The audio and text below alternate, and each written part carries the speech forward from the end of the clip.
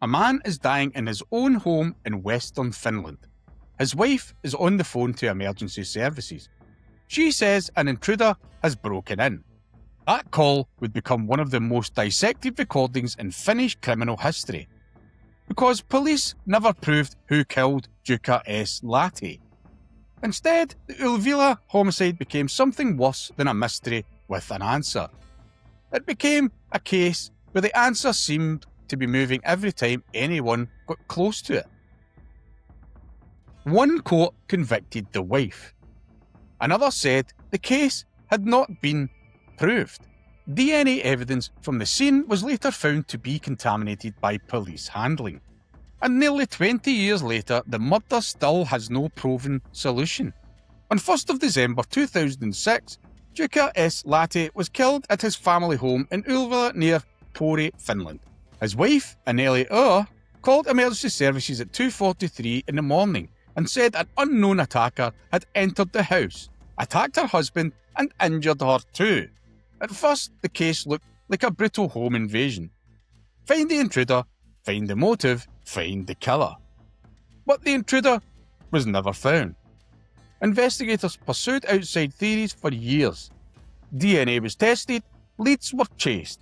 The story of an unknown killer stayed alive, but it never produced one solid suspect.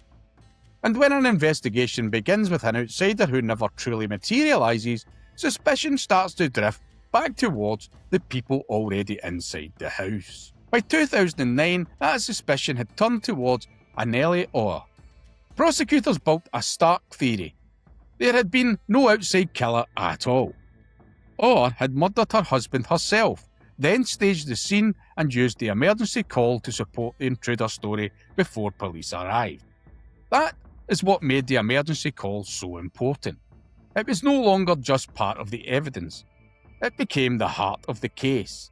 Prosecutors argued that the recording suggested staging, and that the sounds heard during the call were not the simple live window into the attack that they first seemed to be. If that was true, the case tilted sharply towards guilt.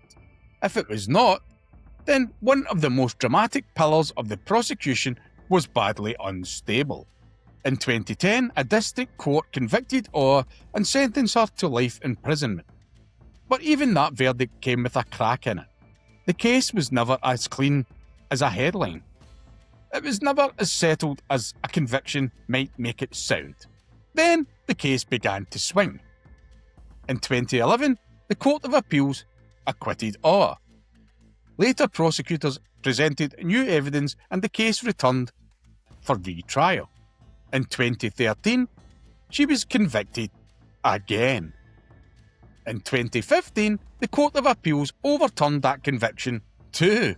That alone tells you how unstable this prosecution had become. But the deeper damage comes from the forensics. DNA from the crime scene, material that mattered in a case built around the possibility of an outside killer, was later identified as contamination linked to a police investigator. That did not reveal who killed Jukka Lahti, but it did something almost as destructive. It damaged trust in the investigation itself. And once trust in the investigation starts to rot, every conclusion built on top of it begins to wobble. Because now the question is not only who did it, it is whether the people handling the evidence were careful enough for anyone to trust the answer.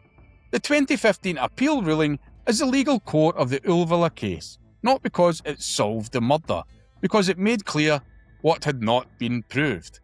The appeal court found that it had not been proven that the distress sound on the emergency call came from an earlier recording.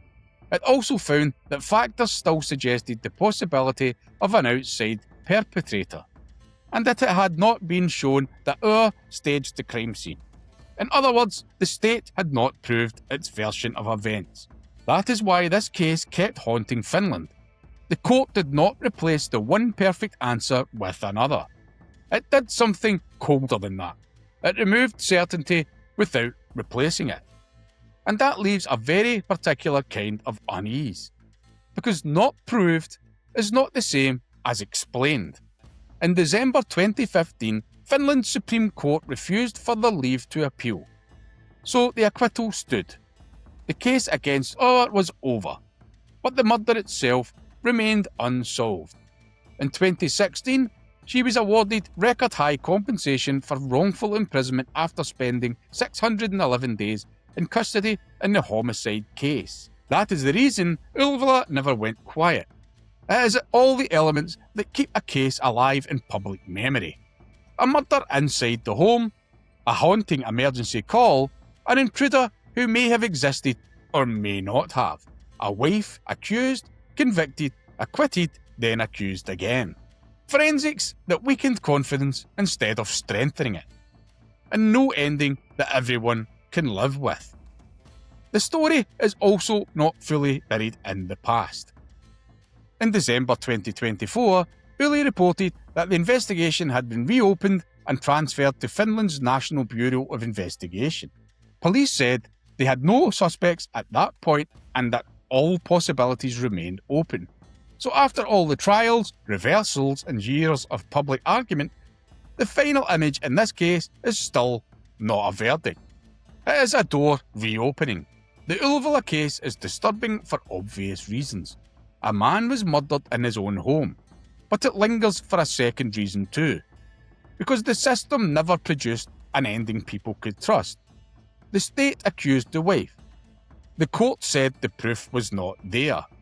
The evidence was damaged. The theories kept colliding. And through it all, one fact never changed. Jukka S. Lahti was killed on the 1st of December 2006. And Finland still does not have a proven answer for who did it.